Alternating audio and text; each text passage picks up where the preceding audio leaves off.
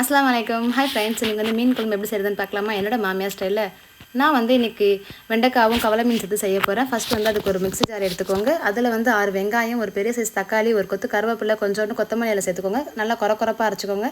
Fine பேஸ்ட்டாக ஆக்க வேண்டிய அவசியம் இல்லை. இந்த வெங்காயம் தக்காளியில் வந்து புளி கரைசல் வந்து நான் லெமன் சைஸில் ஒரு புளி எடுத்துருக்கேன். அந்த புளி கரைசலை இதில் ஆட் பண்ணிக்கோங்க. இப்போ மசாலா தூள் நம்ம ஆட் பண்ணிக்கலாம். 3 ஸ்பூன் வந்து குழம்பு மிளகாய்த்தூள் இருக்குல்லையே, அதை ஆட் பண்ணிக்கோங்க. ஒரு கடாய் வச்சுக்கோங்க. கடாயில் 2 ஸ்பூன் எண்ணெய் ஊற்றிக்கோங்க. இப்போ வந்து கொஞ்சம் சின்னதாக நறுக்குன சின்ன வெங்காயமும் தட்டி போட்ட பூண்டு சேர்த்துக்கோங்க. கடுகு வெந்தயம் தாளிப்புக்கு ஆட் பண்ணிக்கோங்க. இப்போ வந்து ஒரு கொத்து கருவேப்பிலை நம்ம வெட்டி வச்ச வெண்டைக்காவை சேர்த்து நல்லா வதக்குன்னு வதக்கிக்கோங்க. அதை நல்லா வதங்கி வந்த பிறகு இப்போ வந்து புளி கரைசல் இருக்குல்ல, அதை எடுத்து ஊற்றிக்கோங்க. இந்த டைமில் வந்து உப்புலாம் கரெக்டாக இருக்கான்னு செக் பண்ணிக்கோங்க. இப்போ வந்து ஒரு 1/2 ஸ்பூன் மஞ்சத்தூள் ஆட் பண்ணிக்கோங்க.